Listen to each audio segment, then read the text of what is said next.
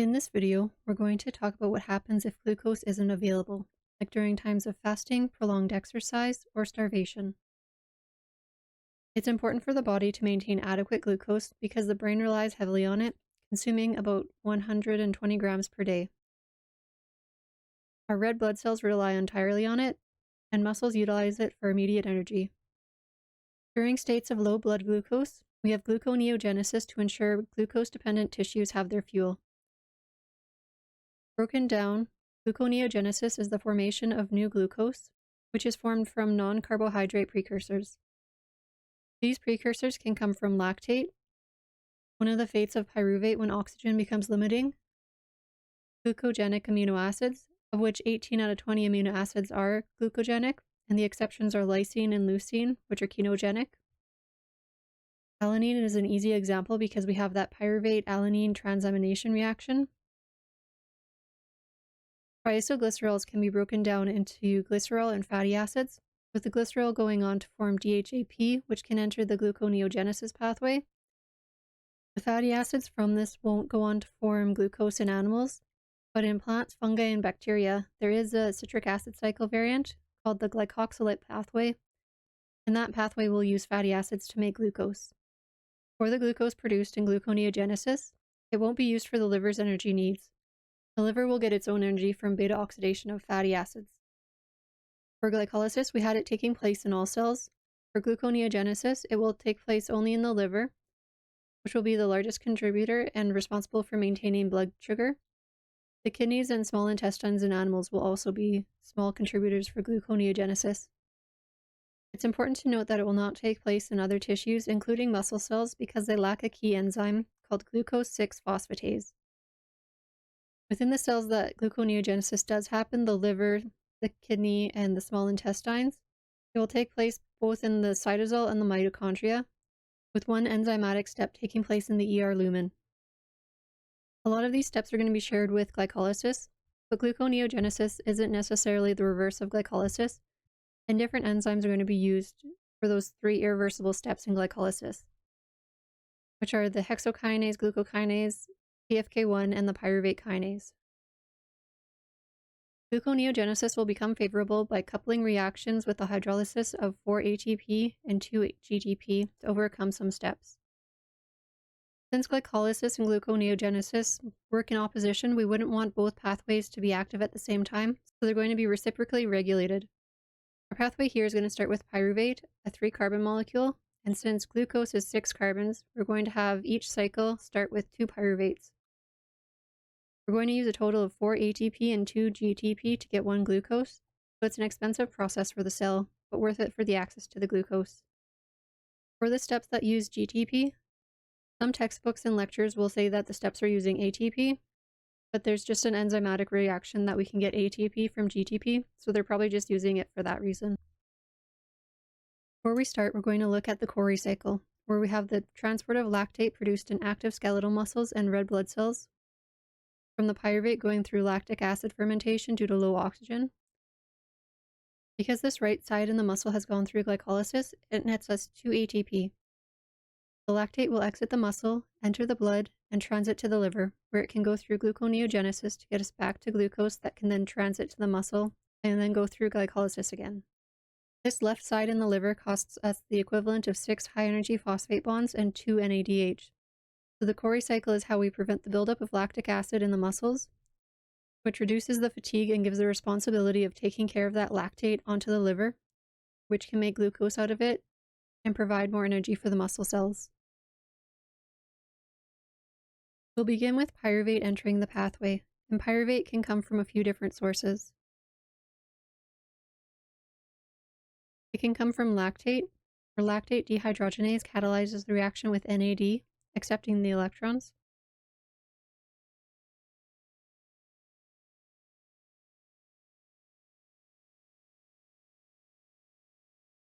It can come from alanine,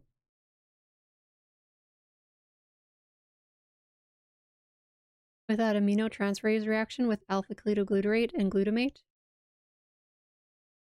So we're at the beginning, and of those 3 glycolysis enzymes we need to bypass, the hexokinase, the PEPCK, and the pyruvate kinase, we start with the pyruvate kinase bypass. Our bypass enzymes will be the irreversible steps for gluconeogenesis and the points of regulation.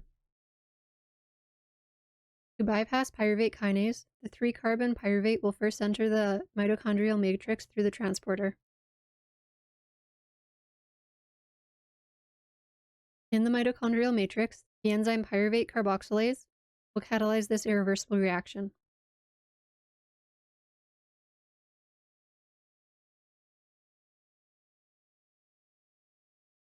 This pyruvate carboxylase will require prosthetic group biotin carrying bicarbonate,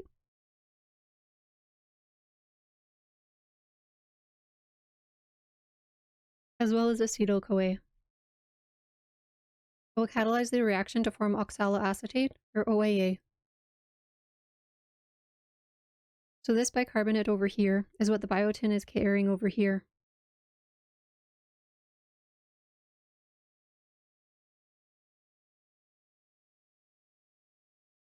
In textbooks, you may see this reaction containing CO2 and water, or bicarbonate. It will basically mean the same thing because CO2 becomes bicarbonate in the cell. For this reaction, the acetyl-CoA must be attached to the enzyme for this reaction to happen because it's an obligate allosteric activator. If it's not there, the reaction will not take place. The OAA is an intermediate that helps us get around pyruvate kinase. It's produced in but cannot leave the mitochondria, while gluconeogenesis mostly occurs in the cytosol. From here, there's 2 options a cell has, and which option chosen depends on the NADH/NAD state of the cell in the cytosol and the mitochondria. We can go on to form malate or phosphoenolpyruvate.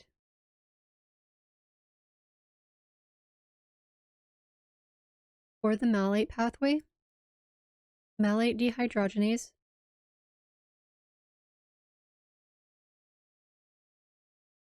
can reduce OAA to malate using NADH as the reducing agent to donate its electrons, becoming oxidized.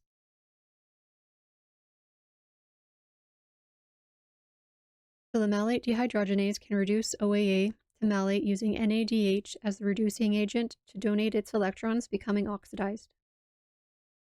This reaction can be reversible, but because the mitochondrial NADH is generally high, it will tend to go one way.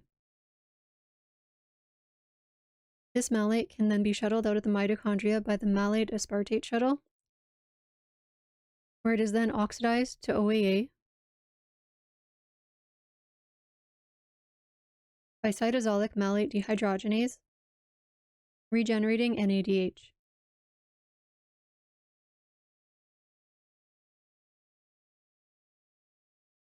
This previous malate dehydrogenase reaction went the other way because the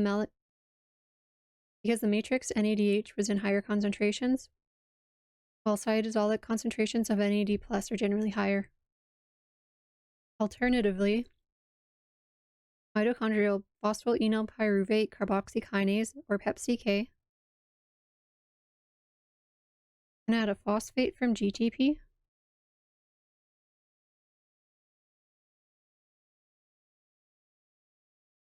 and remove the CO2 just added to give us PEP, which connects it by a different transporter.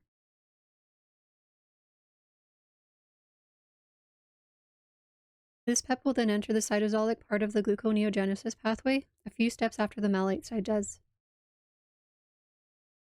Next for that OAA is it's going to have that CO2 added earlier removed by hydrolysis with GTP, not ATP, and it has its support magnesium by cytosolic phosphoenolpyruvate carboxykinase, or cytosolic PEPCK.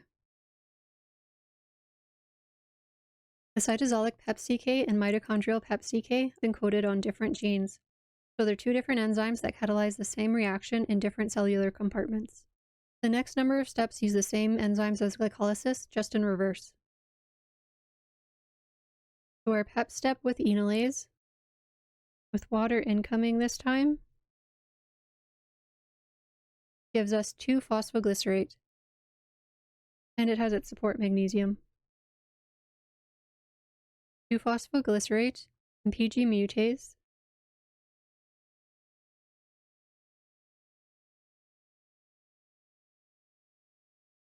gives us 3-phosphoglycerate because the mutase just moves that phosphate group. We go from 3-phosphoglycerate to 1,3-bisphosphoglycerate by PG kinase, adding a phosphate onto that one carbon with its support magnesium.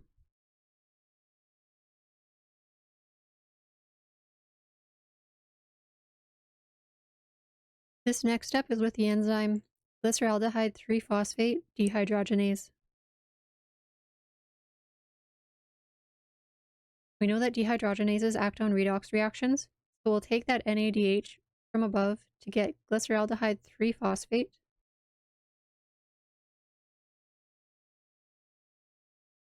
By removing one phosphate and giving us NAD+. Glyceraldehyde 3-phosphate has that triangle reaction with dihydroxyacetone phosphate and fructose 1,6-bisphosphate. We get the DHAP with the triose phosphate isomerase,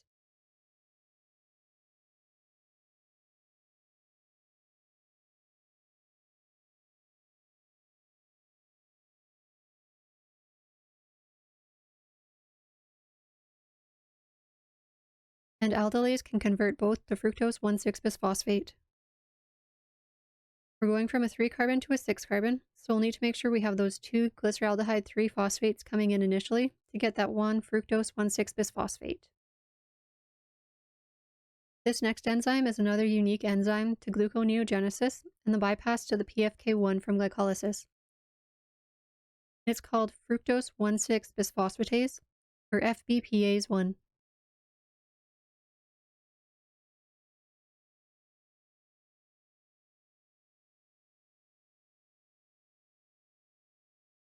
Just like PEPCK was the rate-limiting step for glycolysis, FBPase is our rate-limiting step for gluconeogenesis. This is the step we go from fructose 1,6-bisphosphate to fructose 6-phosphate by hydrolyzing that carbon 1-phosphate. We go from 2 phosphates to 1 because phosphatases are an enzyme class that cleaves phosphate groups. They oppose kinases. This is a magnesium-dependent reaction, so we'll need our support magnesium as well. Phosphoglucose isomerase catalyzes the reversible reaction of fructose 6-phosphate to glucose 6-phosphate, just like in glycolysis. From here, glucose 6-phosphate could go on to form glycogen, but if we need that glucose for glucose-dependent tissues, we need to get it out of the cell. In glycolysis, hexokinase phosphorylated the glucose once it got into the cell and was another irreversible step that trapped it there. To get the glucose out of the cell, the phosphate will need to be removed. This won't happen in the cytosol, but it will happen in the lumen of the ER by a membrane-bound enzyme. This is the enzyme that is only in the liver, kidney, and small intestinal cells that is absent from other tissues. That enzyme is glucose 6-phosphatase. And it's the lack of this enzyme is why muscle cells don't undergo gluconeogenesis. It's important that muscles and other tissues don't have this enzyme, or they would just hydrolyze their glucose 6-phosphate intended for glycolysis. So glucose 6-phosphate will enter the ER through the T1 transporter. The enzyme glucose 6-phosphatase, along with its support magnesium, will hydrolyze and cleave the high-energy phosphate bond to give us that free inorganic phosphate and free glucose.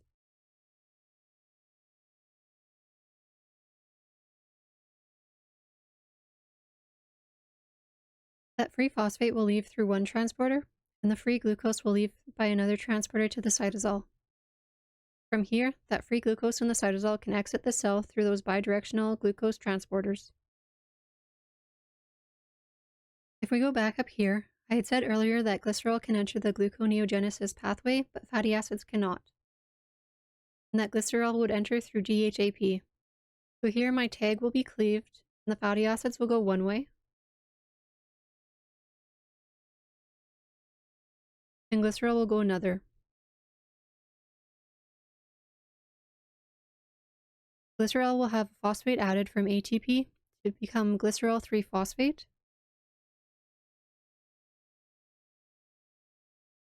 And this is catalyzed by glycerol kinase.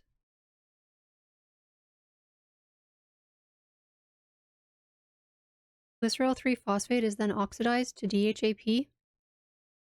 NAD plus accepts the electrons to become NADH.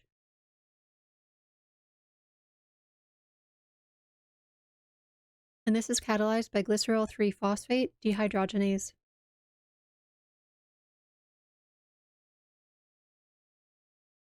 So this is our full pathway, and the unique enzymes to gluconeogenesis are pyruvate carboxylase, PEPCK,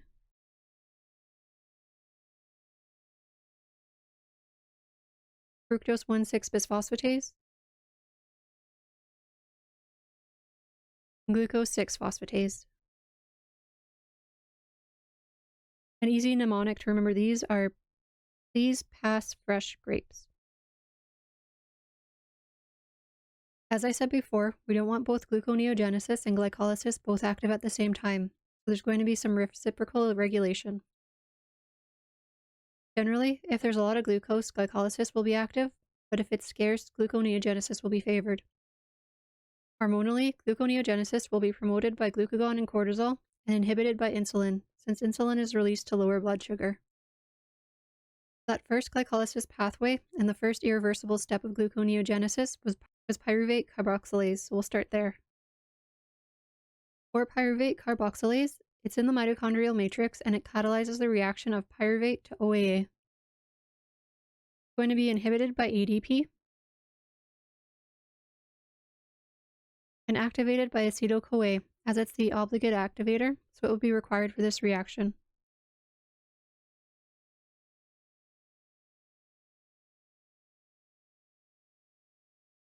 For PEPCK, it catalyzes the reaction we go from OAA to PEP. And it's going to be inhibited by things that reflect in a low energy state of the cell and activated by things that reflect a high energy state. It's going to be inhibited by ADP. It's going to be activated by glucagon, cortisol, and citrate.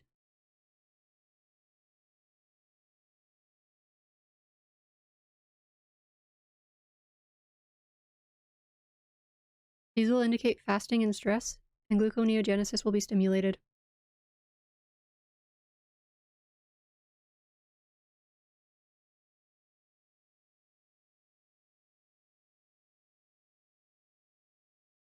Fructose 1,6-bisphosphatase is the opposite step to PFK in glycolysis and is a rate-limiting step and major regulatory point for gluconeogenesis. It catalyzes a reaction where we go from fructose 1,6-bisphosphate to fructose 6-phosphate. It's going to be allosterically regulated dependent on the energy state of the cell, with low energy favoring glycolysis and high energy favoring gluconeogenesis. It's going to be inhibited by AMP, which indicates a low energy state. Fructose 2,6-bisphosphate will also inhibit gluconeogenesis. After a meal, fructose 2,6-bisphosphate increases in the liver as fructose 6-phosphate increases, so glycolysis will be stimulated through the enzyme PFK1. But here it will inhibit fructose 1,6-bisphosphatase. Glucagon and ATP will activate it.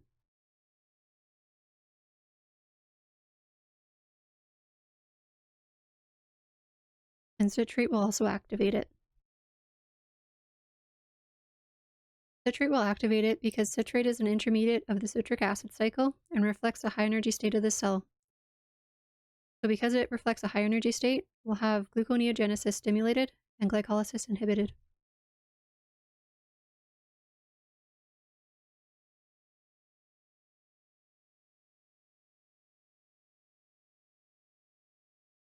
For the steps that include substrates for both glycolysis and gluconeogenesis, we have PEP and pyruvate. And with activated pyruvate kinase, we go from PEP to pyruvate and have active glycolysis. The fructose 1,6-bisphosphate was a product of the glycolysis' rate-limiting step and had that feed-forward effect that activated the enzyme. For pyruvate carboxylase, or PC, acetyl-CoA signals that there's plenty of fuel for the citric acid cycle and things can redirect to gluconeogenesis. And ADP will inhibit both pyruvate carboxylase and PEPCK.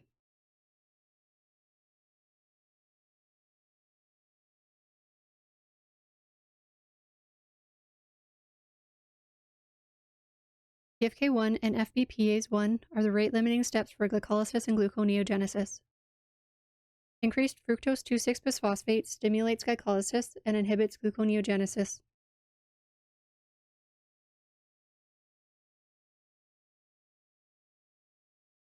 We also see that energy state works opposite from PFK1 to FBPase1. High energy state inhibits glycolysis and activates gluconeogenesis like with ATP and citrate, while low energy state activates glycolysis and inhibits gluconeogenesis.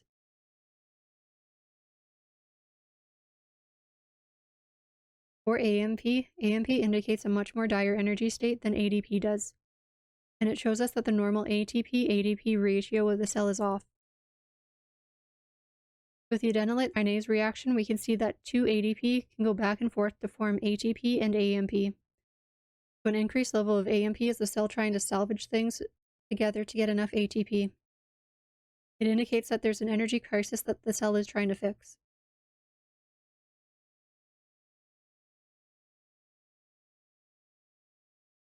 Both glycolysis and gluconeogenesis involve fructose 2,6-bisphosphate. It's an allosteric modifier of both pathways, with higher levels activating glycolysis and inhibiting gluconeogenesis. It's made with the conversion of fructose 6-phosphate to fructose 2,6-bisphosphate by a bifunctional enzyme with kinase and phosphatase activity.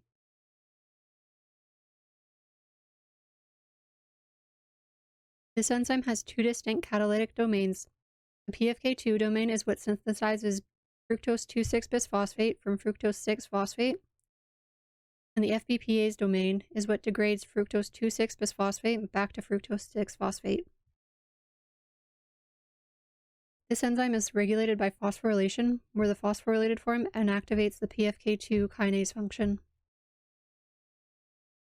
Glucagon is released by the pancreas when blood glucose levels are low. Glucagon will bind to its receptor on liver cells, activating GPCR and causing a signal cascade through adenyl cyclase, cyclic AMP, and pKa. It's pKa that phosphorylates the bifunctional enzyme, and it's the phosphorylation that inhibits PFK2, which synthesizes fructose 2,6-bisphosphate, and activates FBPase2, the phosphatase that degrades fructose 2,6-bisphosphate. So with the glucagon release, we'll eventually have a phosphorylated bifunctional enzyme. The FBPase2 will be active, and fructose 2,6-bisphosphate will lose a phosphate and become fructose 6-phosphate. And those reduced levels of fructose 2,6-bisphosphate will inhibit glycolysis through less activation of PFK1 and stimulate gluconeogenesis through less inhibition of FBPase1. The outcome of this will be a shift from glycolysis to gluconeogenesis to maintain blood sugar levels. To go back from this, insulin is released during high blood glucose levels, and it will bind to its receptor on liver cells and activate the insulin receptor tyrosine kinase and trigger signaling pathways. This will end with the activation of protein phosphatase 1, or PP1, that dephosphorylates the bifunctional enzyme, which activates PFK2 kinase activity and inhibits the FBPase2 phosphatase activity. This will increase fructose 2,6-bisphosphate, which stimulates glycolysis, activating PFK1, and inhibits gluconeogenesis, inhibiting FBPase1. Inhibiting these enzymes will not shut down the process completely, but it will work to dim their effects, and one pathway will be more highly favored than another. And that's our full gluconeogenesis pathway, where we utilize 4 ATP, 2 DHAP, and 2 NADH to get 1 glucose.